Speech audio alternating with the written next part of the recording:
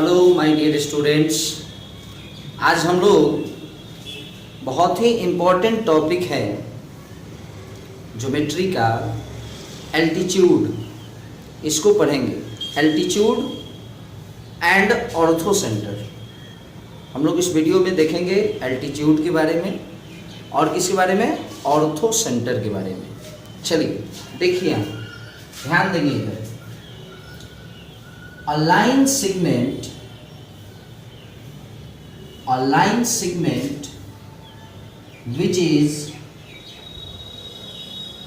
drawn from any one vertex, क्या पढ़े हम लोग कि एक ऐसा लाइन सेगमेंट जो किसी एक वर्टेक्स से ड्रॉ होगा, which is drawn from any one vertex,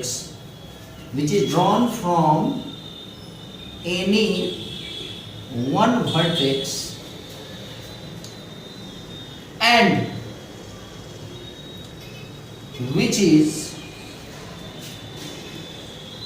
perpendicular with opposite side, यानी एक ऐसा लाइन सेगमेंट जो किसी भी वर्टेक्स से draw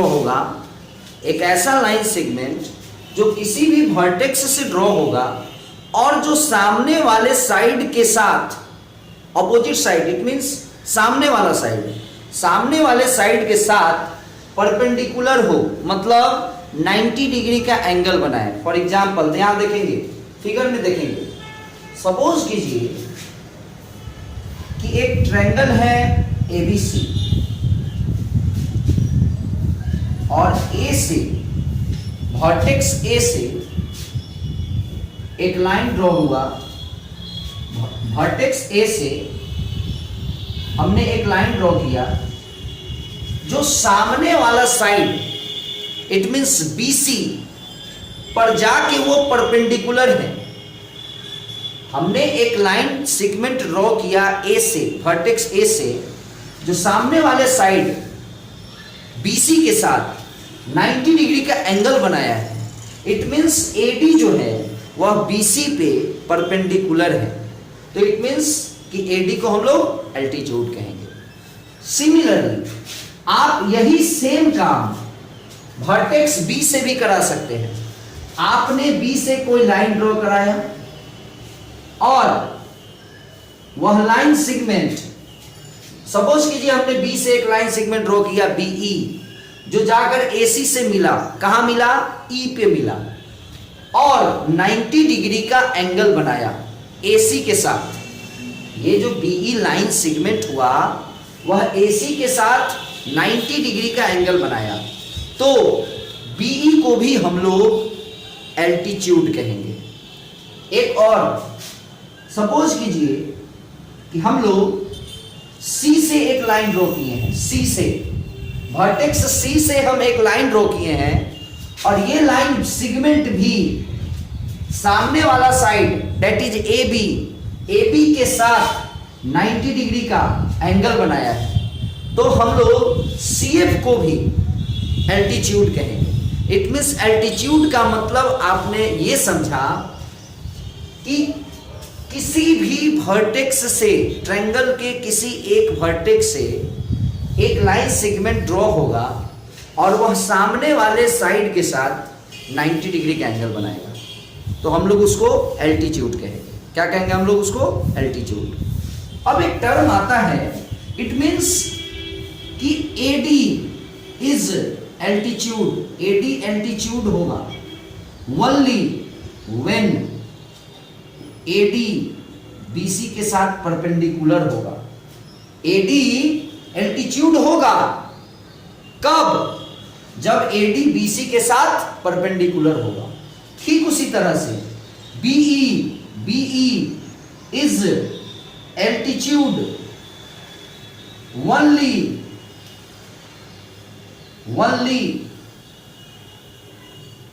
when BE perpendicular with AC. Similarly CF is said to be altitude only when CF is perpendicular on AB। यानी altitude तभी होगा जब वह 90 डिग्री का एंगल बनाएगा सामने वाले साइड के साथ। अब आइए, एक टर्म आता है ऑर्थोसेंटर, एक टर्म आता है ऑर्थोसेंटर। अभी ऑर्थोसेंटर को समझिए। What is orthocentre? A point where all the three altitudes intersect each other। यानी एक ऐसा पॉइंट जिस पॉइंट पे तीनों का तीनों एल्टीट्यूड एक दूसरे को इंटरसेक्ट करे। और इस फिगर में आप देख रहे हैं, ये जो एक पॉइंट है H, यही H ऑर्थोसेंटर कहलाएगा। ये जो H है ये क्या कहलाएगा? ऑर्थोसेंटर। H is the orthocenter because all the three altitudes intersect each other at this point. That's why H is known as orthocenter. H is called orthocenter। एक चीज मैं आपको और बता दूं, एल्टीट्यूड से ही रिलेटेड है, कि ऑब्ट्यूस एंगल ट्रायंगल में जो हमारा एल्टीट्यूड होता है, जैसे ये एक ऑब्ट्यूस एंगल ट्रायंगल है, ये एक ऑब्ट्यूस एंगल ट्रायंगल है, जिसमें मैं आपको एक बात बता दूं कि ये एंगल 90 से बड़ा है। तो यदि हमको कोई कहता है कि आपको ए वर्टेक्स से एल्टीट्यूड ड्रॉ कराना है,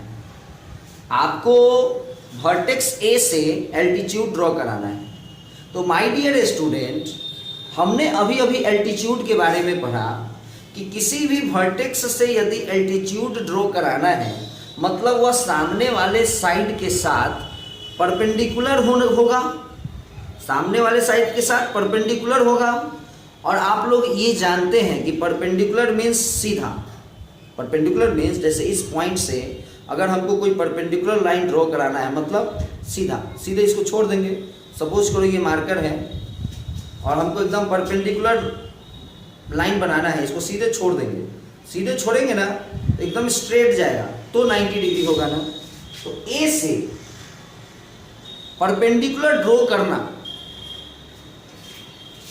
पड़ेगा, तभी तो वह एल्टीट्यूड होगा। तो ये आपको एल्टीट्यूड होगा, है ना। ए से परपेंडिकुलर ड्रॉ करना मतलब एक स्ट्रेट लाइन ड्रॉ करना। तो सपोज कीजिए एडी एक स्ट्रेट लाइन ड्रॉ किया गया है वर्टेक्स ए से, तो हम कह सकते हैं कि एबीसी ऑब्ट्यूस एंगल ट्रायंगल में एडी एल्टीट्यूड है ना, फ्रॉम वर्टेक्स ए वर्टेक्स से एल्टीट्यूड कौन है? एडी है। क्योंकि एल्टीट्यूड का मतलब ही होता है, क्या होता है एल्टीट्यूड का मतलब? जो सामने वाले साइड के साथ परपेंडिकुलर हो। तो ए के सामने बीसी है, तो देखिए बीसी के प्रोड्यूस्ड पार्ट पे ये 90 डिग्री का एंगल बनाया है।